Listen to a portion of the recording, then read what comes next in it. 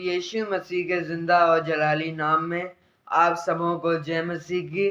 और मैं परमेश्वर का धन्यवाद देता हूँ कि उसने एक बार फिर से मुझे ये मौका दिया कि मैं उसके वचन से उसके गहरे भेदों को आप सबके सामने लेकर के आ सकूं।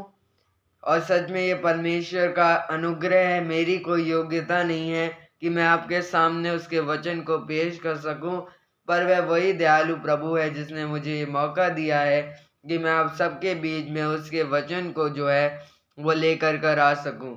और आज हम परमेश्वर के वचन से एक बड़े अद्भुत व्यक्ति के बारे में सीखने और जानने जा रहे हैं, जिसका नाम है हनोक। हनोक के बारे में बाइबल में जो है वो बड़े ही कम बार बात की गई है।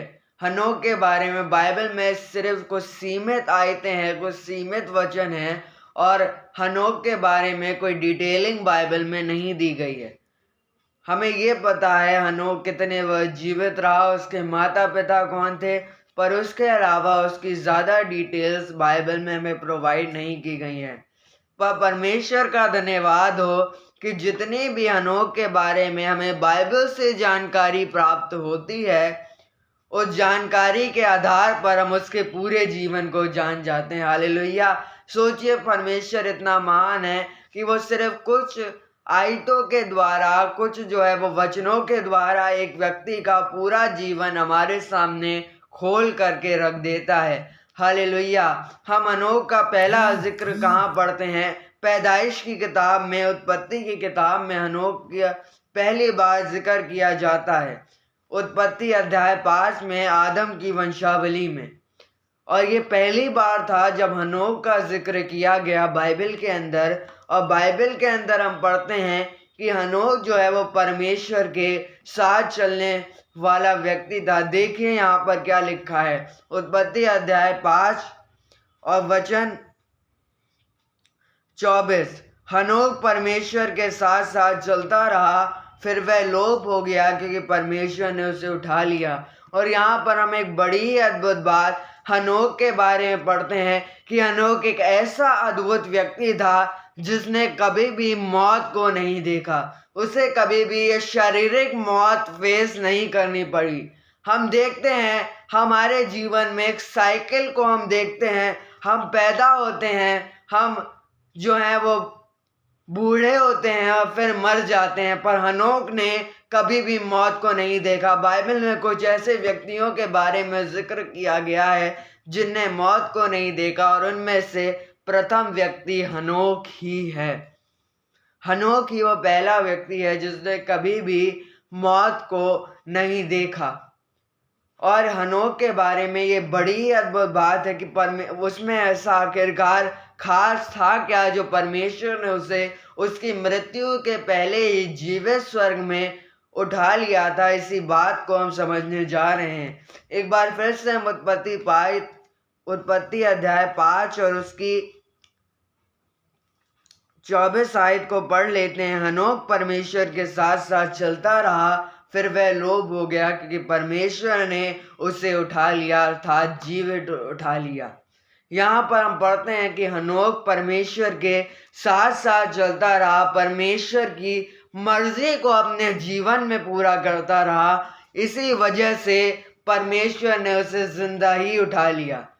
और यहाँ पर हमारे लिए एक प्रश्न आता है, बाइबल में कोई बात ऐवही नहीं लिखी हुई है, हर बात में गहरे भेद छुपे हुए हैं। यहाँ पर हम लोगों के लिए एक प्रश्न आता है, क्या हम लोग ऐसे हैं जो परमेश्वर के साथ साथ चलते हैं? यानी हनोक एक ऐसा व्यक्ति था जिसने अपना पूरा जीवन परमेश्वर को समर्पित किया, और वह परमेश्वर के वचन के अनुसार, परमेश्वर के कहे के अनुसार अपने पूरे जीवन में निष्ठा से चलता रहा। और हम इसी बात से उसके डेडिकेशन का पता लगा सकते हैं कि उसकी परमेश्वर के प्रति डिवोशन इतना ज़्यादा था कि परमेश्वर ने इससे खुश होकर उसे मृत्यु से पहले ही जीवित स्वर्गलोक में उठा लिया। इसी से हम समझ सकते हैं कि हनोक कितना अद्भुत व्यक्ति था और कितना कट्टर रूप से परमेश्वर के वचन पर चलने वाला व्यक्ति था। अब आपने सोचा हनोक के पास ऐसा था क्या जो परमेश्वर के वचन में इतना ज़्यादा चलता था, उसका पूरा जीवन ही मैं समझता हूँ परमेश्वर के वचन पर आधारित था। हालेलुया, आमीन। मैं समझता हूँ उसका पूरा जीवन ही परमेश्वर को समर्पित था, क्योंकि वो एक ऐसा अद्भुत व्यक्ति था जो परमेश्वर के साथ साथ चलता था। और आपने सोचा, हनोक के पास ना उस समय बाइबल थी, क्योंकि ये उत्पत्ति की किताब में जिक्र किया गया है। उस समय तो पुराना नियम भी कंप्लीट नहीं हुआ था, तो पूरी बाइबल को तो आप छोड़ ही दीजिए। ना उसके पास बाइबल थी, ना उसके पास पूरा पुराना नियम था, क्योंकि वो पुराने नियम की पहली किताब में उसका जिक्र मिलता है। ना उस समय यीशु मसीह आया था जिसके द्वारा हनोक को परमेश्वर पर विश्वास हो सके। ना उस समय इतने अच्छे प्रचारक थे जो हनोक को परमेश्वर के बारे में सिखा सके। ना उसके पास यूट्यूब था जिसके द्वारा वह परमेश्वर के वचन को सुन सके। ना उसके पास व्हाट्सएप था जिस पर वो परमेश्वर के मैसेजेस, परमेश्वर के जो वर्ड्स भेजे जाते हैं, मैसेजेस भेजे जाते हैं, उनको पढ़ सके। ना उसके पास इंस्टाग्राम था कि वो उसमें परमेश्वर का वचन देख ले। ये सब मैं आपको इसलिए बता रहा हूँ ताकि आपको क्लियर हो जाए, हनोक के पास ऐसा कुछ भी जो है वो बड़ा साधन नहीं था जिससे वह परमेश्वर के बारे में जान सके। हनोक तो शुरुआती मनुष्यों में से ही एक था। धरती को अभी पैदा ही हुए कुछ समय हुआ था जब हमें हनोक का वर्णन मिलता है। तो आपने सोचा, इस व्यक्ति में ऐसा था क्या जो वो इतना परमेश्वर के प्रति निष्ठावान था कि उसने पूरा जीवन ही परमेश्वर को समर्पित कर दिया। और नए नियम के अंदर भी इब्रानियों की पत्री में इब्रानियों का लेखक इसी रहस्य को सुलझाता है और इसके बारे में लिखता है कि आखिरकार क्यों हनोक को परमेश्वर ने उठाया और ऐसी क्या विशेष बात थी हनोक के बारे में। और इसी बात को मैं आप सबके सामने पढ़ना चाहूँगा। आइए मेरे साथ निकाले इब्रानियों की पत्री अध्याय 11 और उसकी 5वीं आयत को मैं आपके सामने पढ़ना चाहूँगा। इब्रानियों अध्याय 11 आयत नंबर 5। विश्वास ही से हनोक उठा लिया गया कि मृत्यु को ना देखे और उसका पता नहीं मिला, क्योंकि परमेश्वर ने उसे उठा लिया। और उसके उठाए जाने से पहले उसकी यह गवाही दी गई थी कि उसने परमेश्वर को प्रसन्न किया। हालेलुया। यहाँ पर हम एक बड़ी अद्भुत बात को समझते हैं, एक बड़ी अद्भुत बात को हम बाइबल के अंदर पढ़ते हैं। इब्रानियों का लेखक लिखता है कि हनोक में ऐसी क्या विशेष बात थी। यहाँ पर इब्रानियों का लेखक लिखता है कि विश्वास ही के द्वारा हनोक उठा लिया गया। यानी ना तो उसके पास बाइबल थी, ना तो उसके पास यीशु मसीह था, पर उसके पास विश्वास था। वो परमेश्वर पर इतना दृढ़ विश्वास करता था कि परमेश्वर ने उसे प्रेरित किया अपने कलाम पर चलने के लिए, और वो विश्वास ही के द्वारा उठा लिया गया। अब प्रश्न हमारे और आपके जीवनों से है, क्या आपका हनोक के जैसा परमेश्वर पर दृढ़ विश्वास है? और यहाँ पर लिखा है कि लोग उसे खोजते रह गए कि हनोक कहाँ है भैया, हनोक कहाँ है। एक दिन पहले तो हमारे ही संग था, पहले तो हमारे ही संग खाता पीता था। यहाँ पर लिखा है उसका पता ना मिला, यानी लोग उसे खोजते रहे पर हनोक ना मिला, क्योंकि परमेश्वर ने उसे उठा लिया। और हम देखते हैं परमेश्वर ने खुद उसके उठाए जाने से पहले यह गवाही दी कि इस व्यक्ति ने परमेश्वर को अर्थात मुझे प्रसन्न किया है। क्या आपका ऐसा विश्वास है कि आप परमेश्वर को प्रसन्न कर सकें और परमेश्वर आपकी गवाही दे? हम परमेश्वर पर विश्वास करते हैं, पर क्या परमेश्वर को हमारे ऊपर इतना भरोसा है कि वो कह सके ये है मेरा वो दास जिसने मुझे प्रसन्न किया है?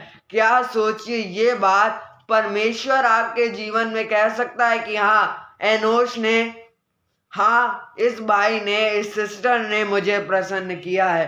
क्या आपका ऐसा विश्वास है?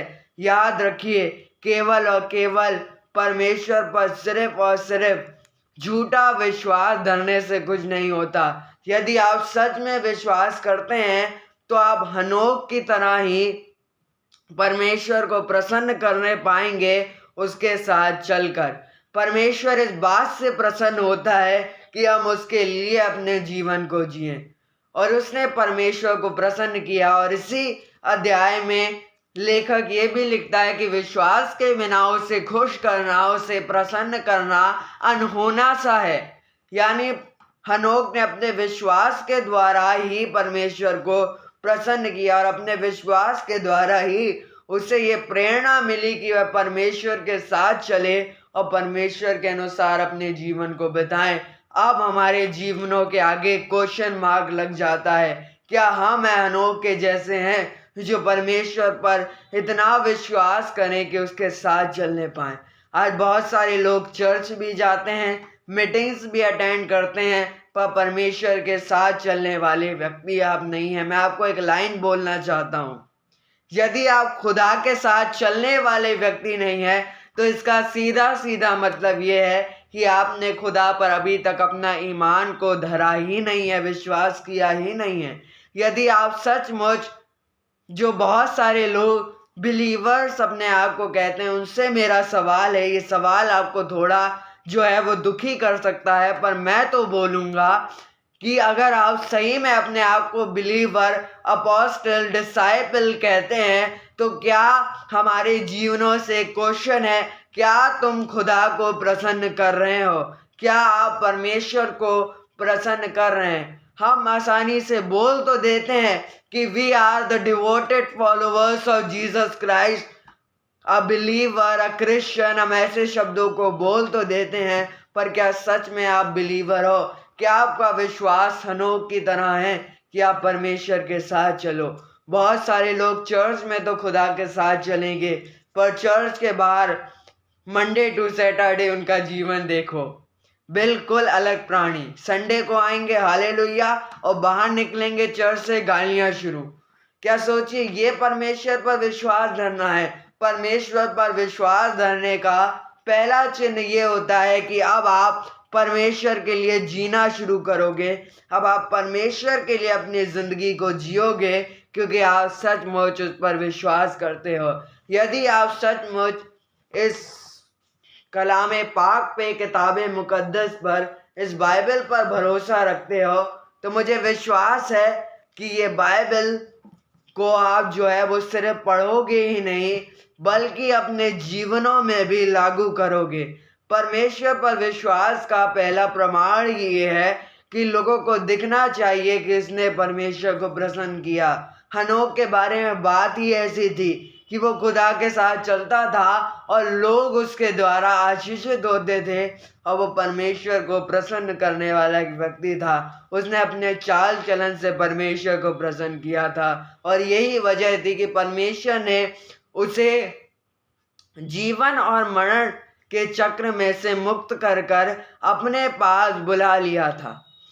हमारा क्या है? हम जीते हैं, मरते हैं, फिर स्वर्ग जाते हैं। उसने मृत्यु को देखा ही नहीं, वो मरने से पहले ही स्वर्ग में, जीवित स्वर्ग लोक में परमेश्वर के पास उठा लिया गया, क्योंकि उसने परमेश्वर को प्रसन्न किया। आज आप भी मृत्यु पर जयवंत हो सकते हैं, आज आप भी शैतान को हरा सकते हैं हनोक की तरह, अगर आप खुदा के साथ चलने वाले एक व्यक्ति हैं। मैं आशा करता हूँ हनोक के जीवन से आपको बहुत कुछ सीखने को मिला होगा, और आज इस व्यक्ति के बारे में आपने बहुत कुछ जाना होगा।